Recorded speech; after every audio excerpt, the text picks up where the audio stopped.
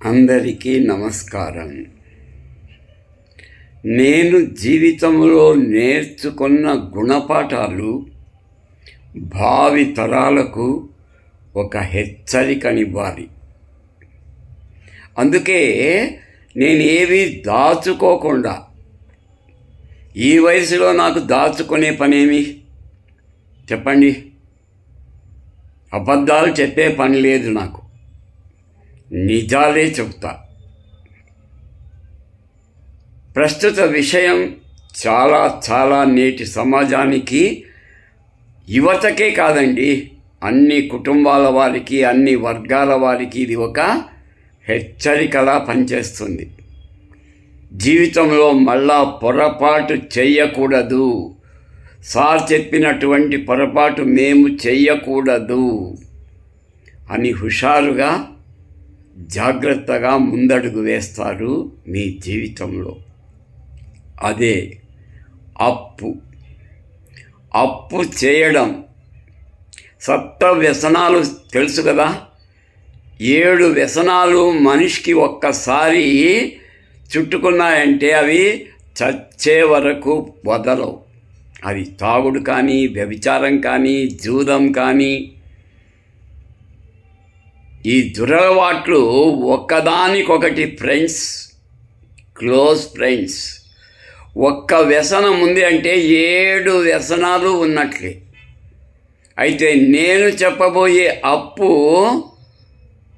7కి మించినటువంటి వ్యసనం. 7 వ్యసనాలు చేసేంత అపాయం నేను చెప్పేటువంటి అప్పు చేయడం చాలా ప్రమాదకరం. అప్పు చేయడం అనేది ఒక ఊబిలో పడడం. ఊబి అంటే తెలుసు కదా, బురద గుంట.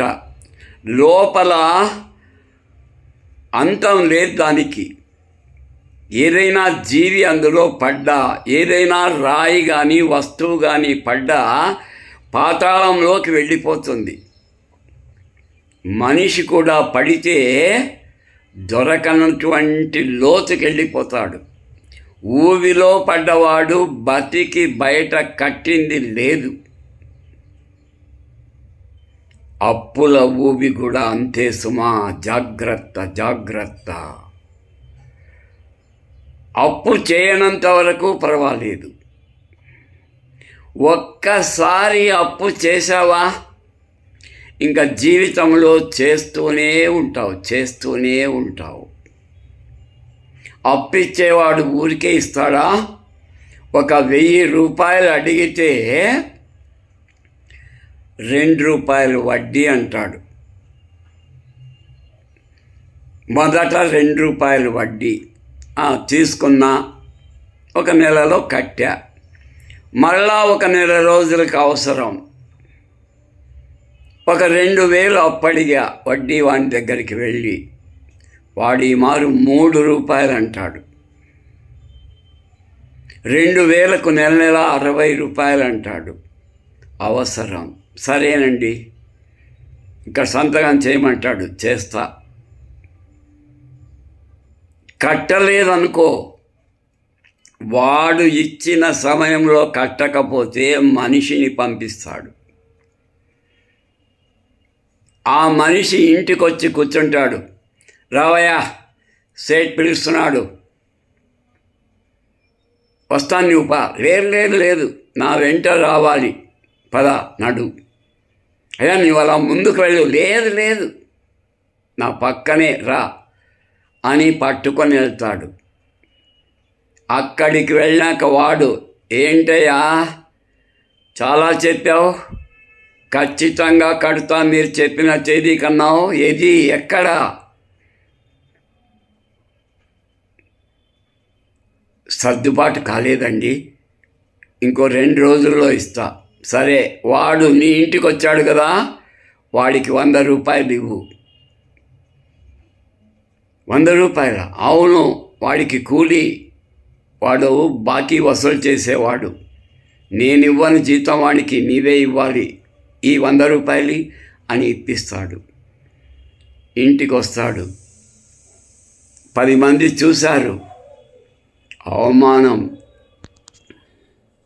మరొక్కరి దగ్గరికి వెళ్ళావు, 5,000 అప్పడిగావు, వాడు 4 రూపాయలు వడ్డీ అన్నాడు. సరే అన్నావు, సంతకాలు చేసావు. వాడు వడ్డీ పట్టుకొని ఇచ్చాడు, చేతికి 3,000 వచ్చింది. ఆ 3,000 తీసుకెళ్ళి పాత బాకీ వాణ్ణికి కట్టావు. అంటే 3,000 అప్పు పోయి 4,000 అప్పు అయింది. ఇలా ఎన్నని చేసుకుంటూ వెళ్తావు. అప్పు తీర్చడానికి అప్పు, అప్పు తీర్చడానికి అప్పు, వడ్డీకి చక్రవడ్డీ, వడ్డీ పైన వడ్డీ. 10,000 తీసుకున్నావు, వడ్డీకి 5,000 వడ్డీ కట్టాలి. మరుసటి నెల 15,000కు వడ్డీ వేస్తాడు. వాడికి దయా దాక్షిణ్యం ఏమీ లేవు. వాడు చేసేదే వడ్డీ వ్యాపారం, వాడు బతికేదే వచ్చే వడ్డీతో. నేనైతే గొంతు వరకు కూరుకొని పోయా. నాకు నెలకు వచ్చే ఆదాయం అంతా వడ్డీలకే సరిపోయేది. కుటుంబం పస్తులుండే పరిస్థితి. నాన్న ఆఖరి, ఏమండి ఏంటండి ఇలా పిల్లలు ఆకలి అంటున్నారు, అన్నీ ఖాళీగా ఉన్నాయి, నిండుకున్నాయి అని మళ్ళా బయటికి వెళ్ళడం, సరుకుల అంగడి వాని దగ్గరికి వెళ్ళి వాని కాడు పట్టుకొని సరుకులు, నెల సరుకులు అప్పు తేవడం. వాడు వేసిందే ధర. కందిబేడలు 100 రూపాయలు ఉంటే 130 వేశాడు వాడు. చక్కెర 50 రూపాయలు ఉంటే 70 రూపాయలు వేశాడు. ఎందుకు? అప్పు కదా. ఏమండి ఇట్లా వేశారంటే, క్యాష్ ఇవ్వండి తగ్గిస్తా, అప్పు తీసుకుంటే నేను అప్పు తెచ్చి కట్టానండి, ఈ సరుకులు తెచ్చానంటాడు. నోరు మూసుకొని వచ్చేయాలి. కాబట్టి ముందు జాగ్రత్త లేకపోతే, ఒక్కసారి అప్పు చేశావంటే అది ఒక వ్యసనమైపోతుంది. ఒక పూట తాగకుండా ఉండలేవేమో, కానీ అప్పు చేయలేకుండా ఉండలేవు. ఎంతసేపు తీరుస్తానులే అని దానికోసం పేకాటాడడం.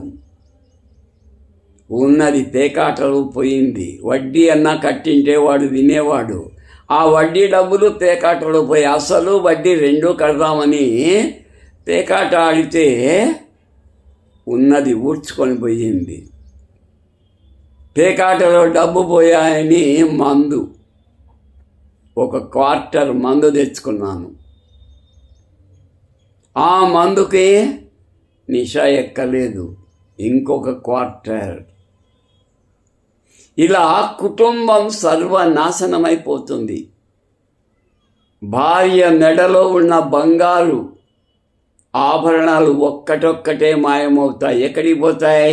వడ్డీ వ్యాపారి ఇంటికి ఉష్కాకి అని ఎగిరిపోతాయి. ఇంటికి ఎవరైనా బంధువులు వచ్చినప్పుడు, పెళ్ళికి వెళ్ళాల్సి వచ్చినప్పుడు భార్య మెడలో ఒక్క చిన్న బంగారు కాసు కూడా లేదని అడుగుతారు. ఇరుగింటి వాళ్ళవి, పొరుగింటి వాళ్ళవి ఆభరణాలు అడిగి వేసుకొని వెళితే, ఇది పక్కింటి ఆవిడ వేసుకున్న కాసుల పేరు కదా అని కనుక్కొని పేరెంటాల్లో అవమానపరుస్తారు. ఓ, మీ దగ్గర లేక తెచ్చుకున్నారా? నీ భార్య మర్యాద 10 మందిలో కొట్టుకొని పోయింది, గాలికి కొట్టుకొని పోయింది. ఇలా జీవితం చూడండి, ఒకదాని వెంబడి కష్టాలు చుట్టుముట్టుతాయి. అప్పుల ఊబి అన్నా, ఇంకా చెప్పాలంటే సుడిగుండం. అప్పుల సుడిగుండంలో పడ్డావా, ఇలా తిరుగుతూనే ఉంటావు, చివరికి పాతాళానికి వెళ్ళిపోతావు. కాబట్టి సుమా జాగ్రత్త. అప్పు చేసి పప్పు కూడు తినకండి. ఈ మధ్య ఫంక్షన్స్ ఏమండి వాళ్ళ ఇంట్లో వాళ్ళ అమ్మాయి హాఫ్ శారీ ఫంక్షన్ అంత ఘనంగా చేశారు. మనం 500 మందిని పిలవాలి, స్టార్ హోటల్లో ఇవ్వాలి, క్యాటరింగ్కి ఆర్డర్ ఇవ్వాలి, ఫుడ్ షామ్యానాలు వేయించాలి, కలర్ఫుల్ లైట్స్. ఎందుకు వచ్చినటువంటి ఆడంబరాలు? అప్పు చేసి ఆడంబరాలా? ఏమండి పక్కింటి ఆవిడ నెక్లెస్ 2 లక్షలంటండి, నాకు ఒకటి తెచ్చివా, ఇప్పుడే నేను ఇబ్బందుల్లో ఉన్నా, 2 లక్షలు పెట్టి నేను నెక్లెస్ ఎక్కడ తెచ్చేది? మీ మొహానికి ఒక నెక్లెస్ కూడా తెలియదు. ఏదో మిమ్మల్ని చూసి ఏదో గొప్పగా ఉన్నారని, ఏదో పెద్దగా సంపాదిస్తారని మా వాళ్ళు నన్ను నీకిచ్చి బలి చేశారు, నా జీవితం సర్వనాశనం చేశారు. ప్రారంభం భార్యాభర్తల వల్ల కొట్లాటలు, అలగడాలు, పుట్టింటికి వెళ్ళిపోవడాలు, వీడు ఇంకా ఆడిందే ఆట పాడిందే పాట, పేకాట, మందు, ఉన్నదంతా ఊడ్చుకొని పోతుంది. దిగజారిపోతాడు. తాగి రోడ్డు మీద పొర్లుతూ ఉంటే అరే వీడికేమొచ్చింది, పట్టపగలే తాగి పొర్లుతున్నాడు, థూ వైభవ, అందరూ చీ చీ చీ చీ అనేటువంటి స్థితికి వస్తుంది బతుకు. కాబట్టి ఎప్పుడే కానీ నా హెచ్చరిక, ప్రణాళికాబద్ధంగా ఉండాలి. ఒక ప్లానింగ్ అంటారు కదా, ఉండాలి. మన ఆదాయం ఎంత, నెలకు మన వ్యయం ఎంత, ఖర్చు ఎంత, ఎక్కడ వృథా అవుతుంది, ఎక్కడ మిగిలించవచ్చు, పొదుపుగా వాడాలి, పొదుపు చేయాలి. పిల్లల భవిష్యత్తు, పిల్లలు ఇప్పుడు 2-3 సంవత్సరాల వయసు, 10-12కి వస్తారు, పెరుగుతారు, ఖర్చు పెరుగుతుంది, స్కూల్ ఫీజులు, పుస్తకాలు, డ్రెస్సులు. 10th వస్తారు, ఇంటర్కి వెళ్తారు. ఇంటర్ ఎక్కడైనా రెసిడెన్షియల్ కాలేజ్, గుంటూరు, నెల్లూరు, విజయవాడ చేర్చాలి కదా పిల్లలను. ఈనాడు విద్య కదా ముఖ్యం. నేటి పిల్లలకు ఆస్తుల కంటే విద్య నేర్పించడం ముఖ్యం కదా.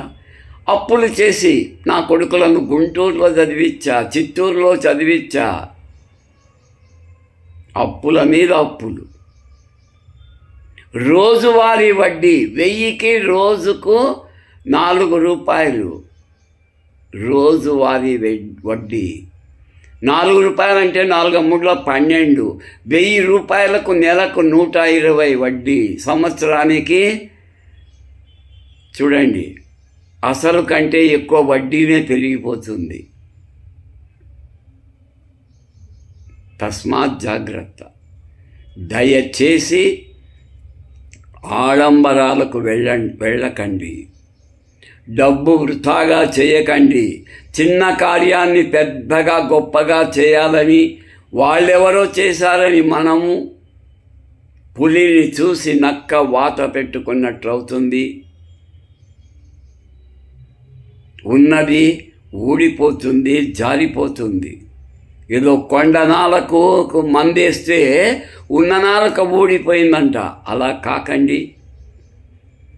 నేటి యువకులారా, పెళ్ళైన తరువాత దురలవాట్లకు దూరంగా ఉండండి. ఎట్టి పరిస్థితులు వచ్చినా, పస్తులున్నా పర్వాలేదు, అప్పులు మాత్రం చేయకండి. అనవసరమైన అప్పులు, ఆడంబరాల కోసం అప్పులు, ఇరుగింటి పొరుగింటి ఎదురింటి వాళ్ళను చూసి మీరు గొప్పలకు పోకండి. ఉన్నదాంతో చేసుకోండి. మన పరుపు ఎంత ఉంటే అంత కాళ్ళు చాపాలి. మన దగ్గర 1/2 కేజీ గోధుమ పిండి ఉంది, ఒక 6 చపాతీలు వస్తాయి. 60 చపాతీలు రావాలి, 1/2 కేజీ కంటే ఎలా వస్తుంది? ఎలా వస్తుంది చెప్పండి? ఏ మంత్రం ఇస్తావా క్షు మంత్రకాడి అని? ఉన్నదానితో తృప్తి పడండి. లేకపోతే పస్తులైనా ఉండండి, మంచినీళ్ళు తాగి పడుకోండి. అప్పులు మాత్రం చెయ్యకండి సుమా. తస్మాత్ జాగ్రత్త జాగ్రత్త.